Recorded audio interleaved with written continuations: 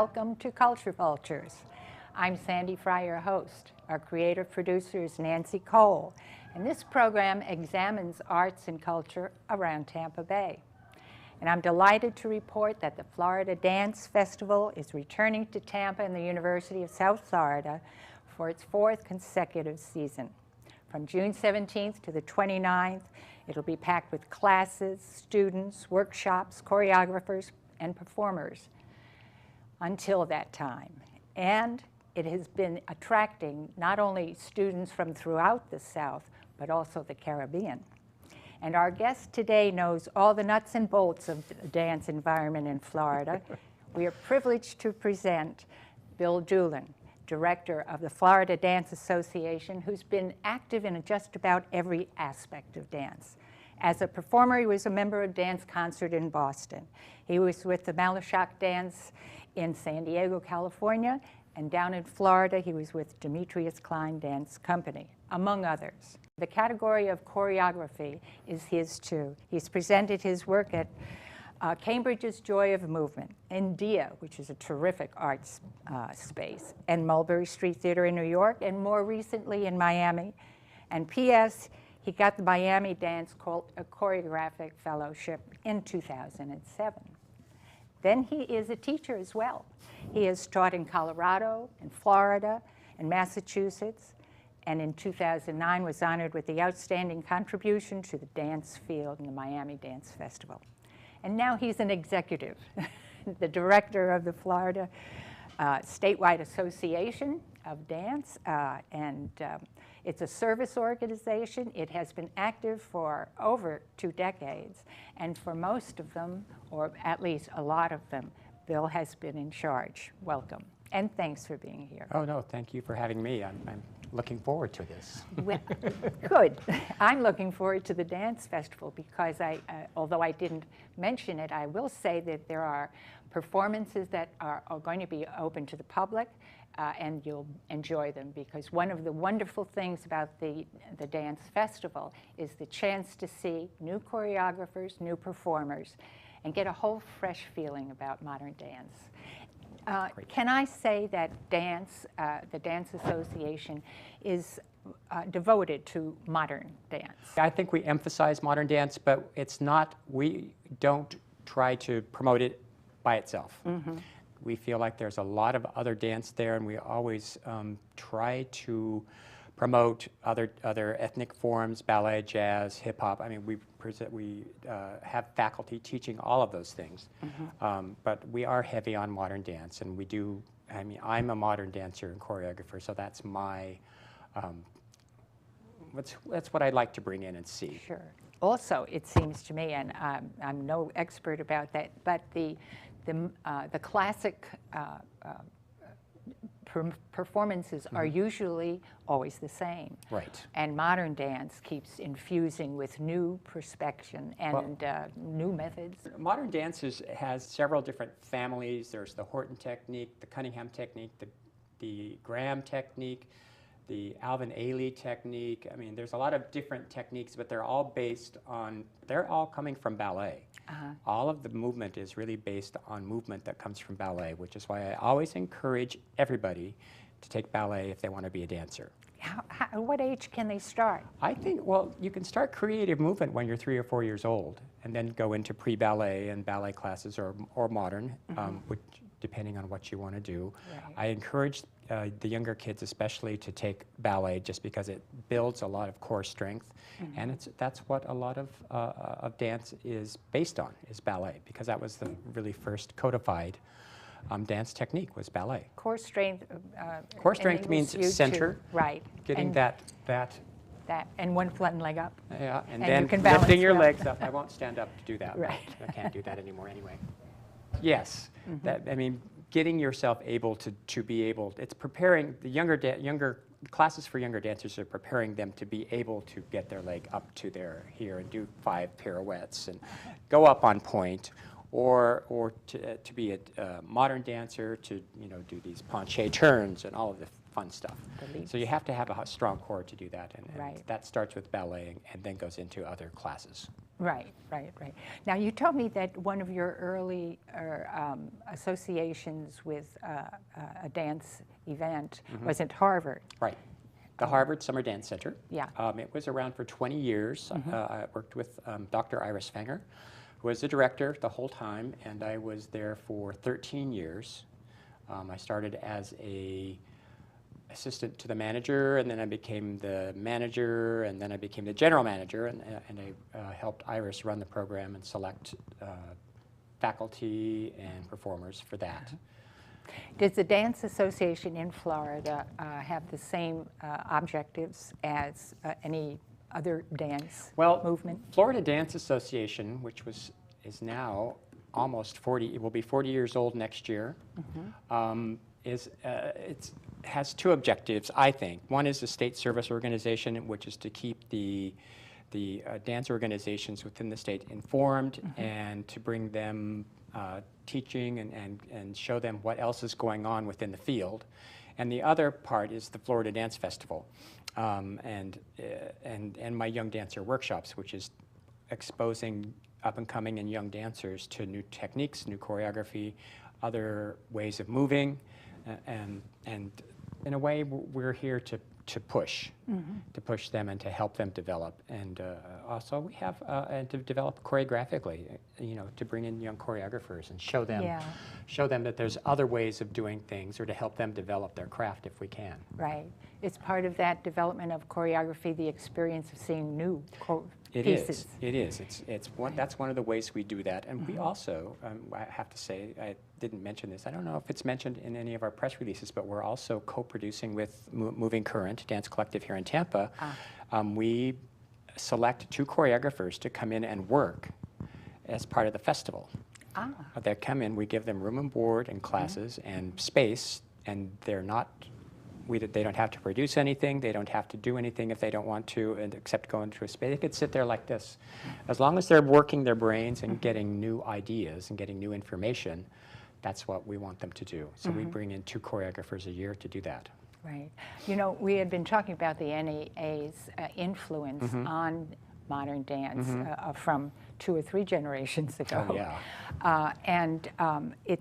It was dance that was most frequently seen here, at least. Yes. Because they travel easily without sets, without costumes, a lot of costumes. Especially. Right, modern dance especially. And that's really what we got.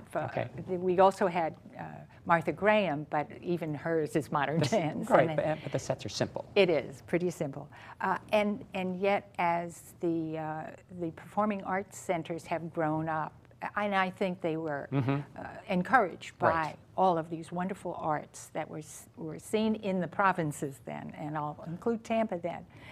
But they got an idea of what was out there. Good performance was. And so their standards were always high from the get-go.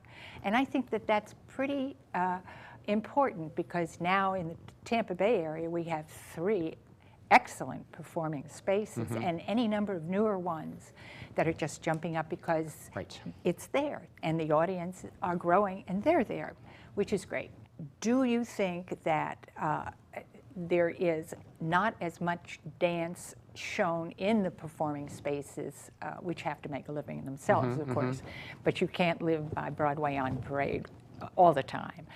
And I see that there are fewer dance companies than I would like to see. What I have to say, the heyday of dance, I think, was in the late 70s, early 80s, when the National Endowment for the Arts had a program called Dance on Tour. Right. And many companies survived on that. I mean, they were on the road for 20 to 30 weeks a year. So they could pay their dancers and they could make enough money to do that. That went away. Yeah. The companies did not go away initially. They kept trying to struggle. They kept struggling to do touring, and finally they found that the presenters, if the support wasn't there from other sources like the NEA or the state or whatever, that they would not produce them. Right. So a lot of good companies fell by the wayside because there was not the support there from the National Endowment.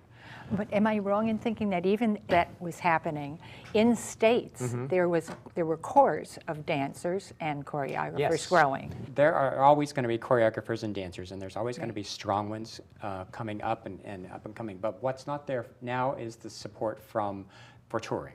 I mean, it's a lot of local, very, very good local dance companies and choreographers. One of the things that I like to do is bring in other choreographers from around around the state or from regionally who don't necessarily get a chance to perform at a national level, which is what the Florida Dance Festival is. It's a nationally recognized dance festival. Right. Well, that brings me to my next question. Okay. Because you have 1, 2, 3, 4, 5 performances which the public would be interested in attending, I believe. Yes. And we're beginning with Sheetal Gandhi. Yes, And Sheetal. I don't know whether I saw her at Spoleto many years ago, but I did see a female Indian performer who was just magnificent and very strong. Yes, yes. Well, Indian dance, classical Indian dance develops a huge amount of strength and core work. Yes, yes. You know, all of this stuff, and plus it's the facial muscles are trained so well. I mean, they literally are dancing with their whole body. So Sheetal is doing. I saw her perform in New York about 5 years ago, and then she moved to L.A. She's based in LA now, but the work she's doing for me this year is based on the Indian woman's place in Indian society and how it's changing.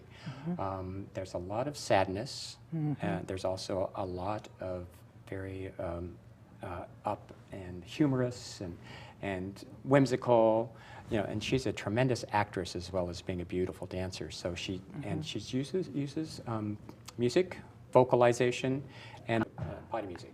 So no musician performed. No musician performed. Probably she may well have been, because she only had a couple of musicians a couple of years ago. But I could only get her for 3 days, so she's not. Which just seems to be my theme this summer, is I couldn't get a lot of my performers to stay here for the whole 2 weeks.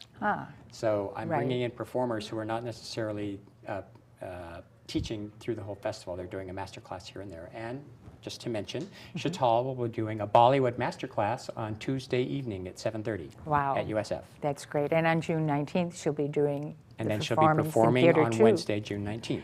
At USF. At USF. Right. How about Heather Maloney and the core performance? Core performance comes on Saturday the 22nd. Yep. They are based in Atlanta, Georgia. This is one of the companies that I wanted to support as one of the regional companies in the Southeast. They're an incredibly strong company. They are also one of the few repertory companies in the country, modern repertory companies, which means that they bring in outside choreographers to set work on them. There used to be many of those all over the place. I think them and Repertory Dance Theater of Utah are the only major ones remaining. Lynn Wimmer, I think, was with Utah Rep. Yes, actually I took class with Lynn when I was in college. She scared me to death. Well, she is a very tiny, petite person, but I still remember her gestures. She is fierce on stage. She is. Gosh. She is. I love the hands above the head. Yes. She had lovely things. Cora is doing a mixed repertory performance, and Sue will be teaching, the artistic director will be teaching a master class on Sunday at 11 a.m. And they're the 22nd, again on the 22nd at the University of South Florida, Theater 2. Theater 2. All of the performances are in Theater 2. Which is lovely. Okay, now Heather Maloney is a Miami choreographer. I've known Heather since I danced with her in several companies in Miami, and she is doing a new piece called Unquiet Body, which Florida Dance Association and Tiger Tail Productions co-commissioned. And it's it's part of our Dance Able project. And she's a solo dancer? She is, no, she's not a solo dancer. This is a duet. Oh, that's right. That she choreographed on Joanne Barrett and John Beauregard. And Joanne is an able-bodied dancer, and John is not. Yes. And in this piece, he will not be he's not in his chair, ever. And he can't move his legs, so he's using his hands and his core strength to move himself around. And it's an incredibly beautiful piece. I bet. It's incredible. And then she will also be doing a quartet with 4 women with herself dancing in it as part of the program also. Right. And are there a number of groups in Miami who are active in dance? Oh, there are it probably 10 or 15, 12, 10 to 12 companies down there trying to make a go of it. In fact, I presented one last summer, Augusto, Soledad, and yes, he was a guest. Yeah. Oh, great. Charming man. Charming man, and also a very talented choreographer. Yeah. Yep. Yeah. Very talented. What was I going to say? Well, Yeah. Heather will be teaching for us during the whole festival. Right.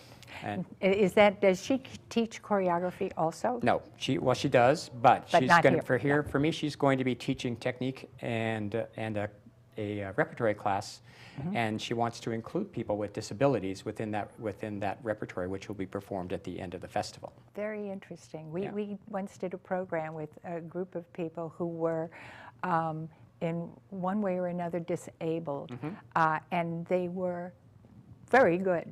Right. They were very good. There's something about music that I think calls up within us. So this is something that has nothing to do with anything else. You know, it No, just it's primal. It's primal. Yes. Exactly.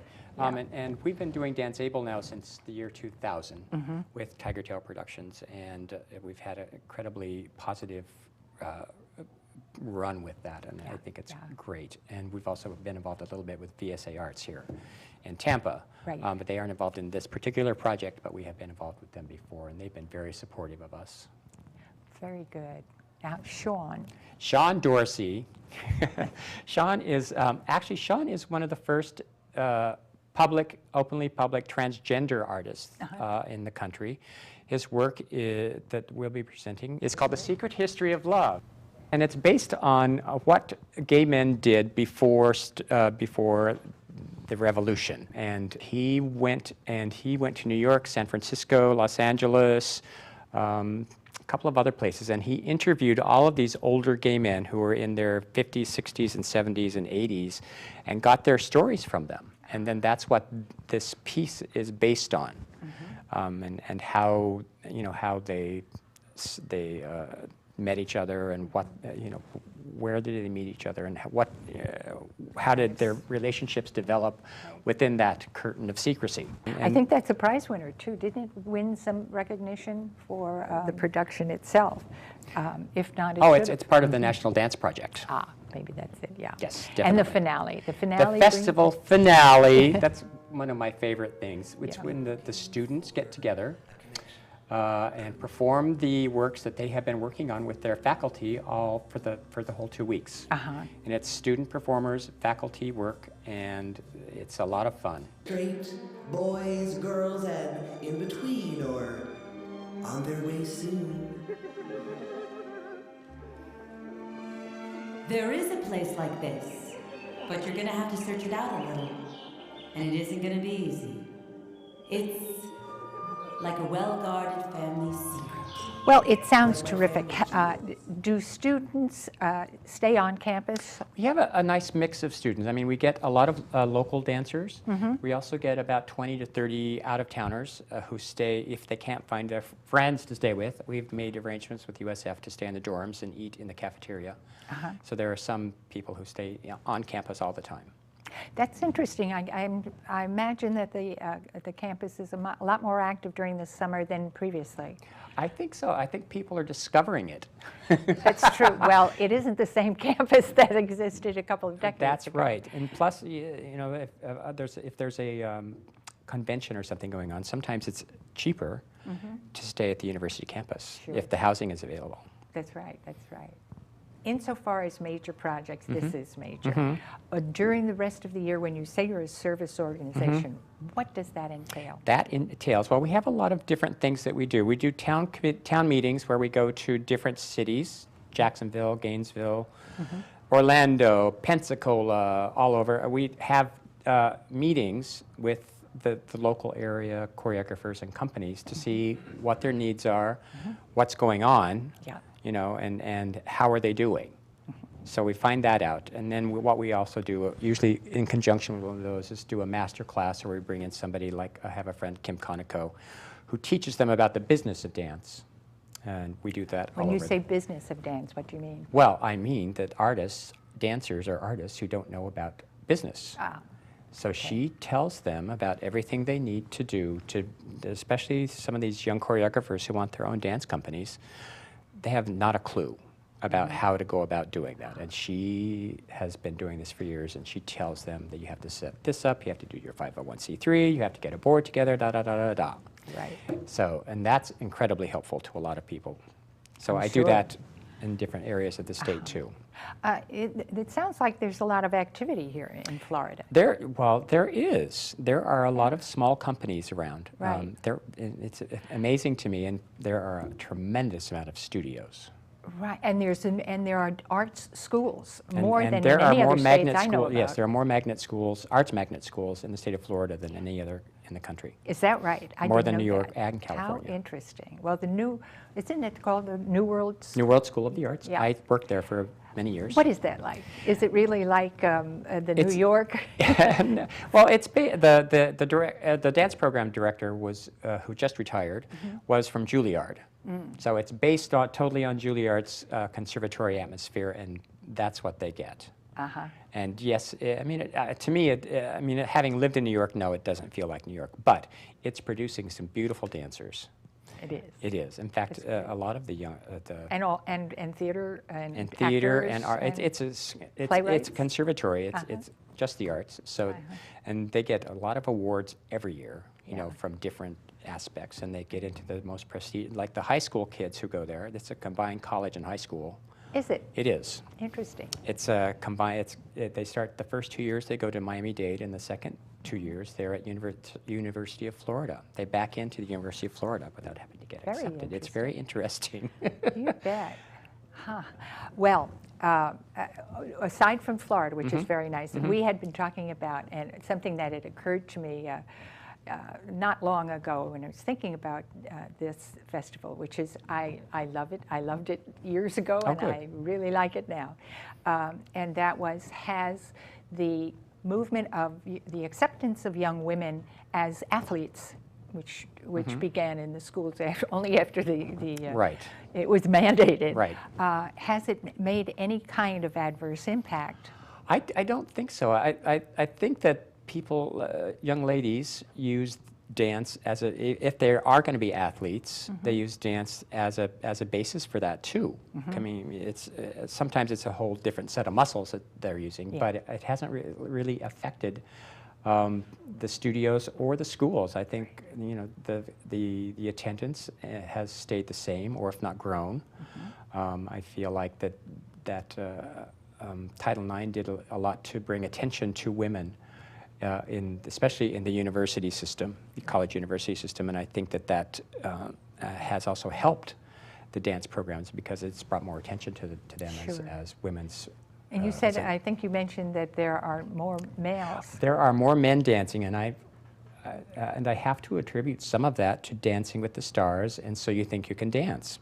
You know, having it on TV makes it seem, especially to their parents, makes it seem like a more viable way to make a living.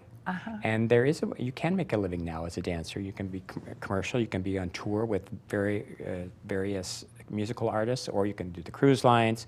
And then if you want to struggle a little bit, there's always concert work out there to do. Right. But that doesn't pay as well.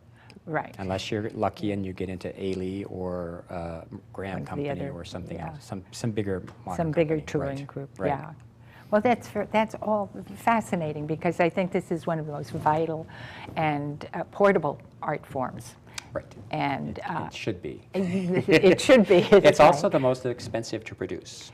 I'm sure. Do you think that they are, of all the artists, more susceptible to injury? Oh, totally.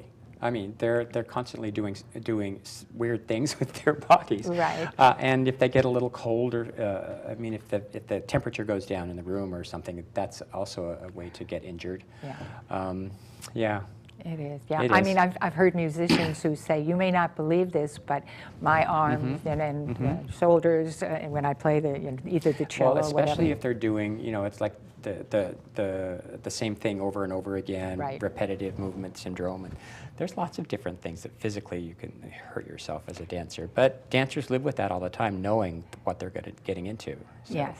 Well, they better. They better. I can That's say that right. again. I was lucky, knock on wood. Well, you were. I was but never injured. You were so active and I think so smart to get to practice this whole art form at every level, so that you've got the background as not only as an interpreter, but as the Right.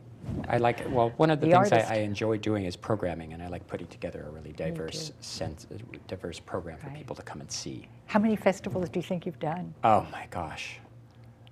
Between the 3 festivals that I've worked at, I've probably done around 30 Wow. produced or helped produce or Right. produced or worked Right. at. And I And know a then- lot, you know, I've met a lot of the major modern companies and modern choreographers in the country. Is because most that. of the activity on each of the coasts? There, I would say the major activity is on the coast, but there are some very good choreographers and dance companies in like Chicago and Denver, Texas? Austin,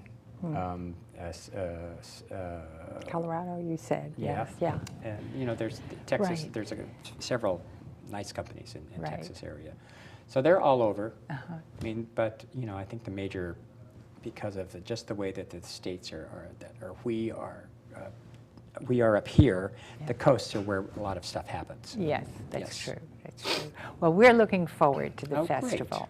And as we leave, let me first thank you. Thank it was you. marvelous to talk to you. Thanks. And I hope that enough people, and I'm sure that they will, find out about it. And, Oh, I hope so, too. And attend, all of them, as many as possible, because we'll be showing you as we go out some of the dances Oh, great. and performers that you can expect to see. So keep it in mind, it's coming and you can take advantage of it. And thanks for being here.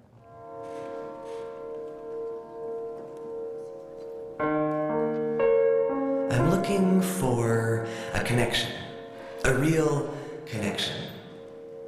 I've missed this.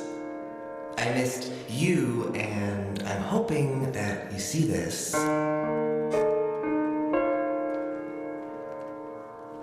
So, if you're looking, tell me about the first time. How on earth did I find you? Tell me what kind of day it was. Tell me what we talked about. Tell me exactly what I was wearing. Tell me what drink I ordered and or what I look like. And then I'll know it's you. Just tell me so I know it's you.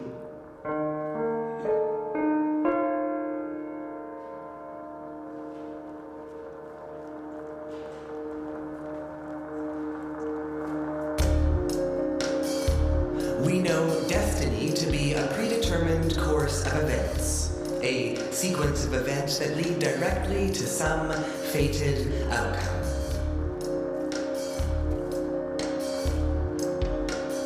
We know destiny assumes a natural order to the world and the entire cosmos, everything in its place and everything at the right time. It's as if a person and the object affecting that person are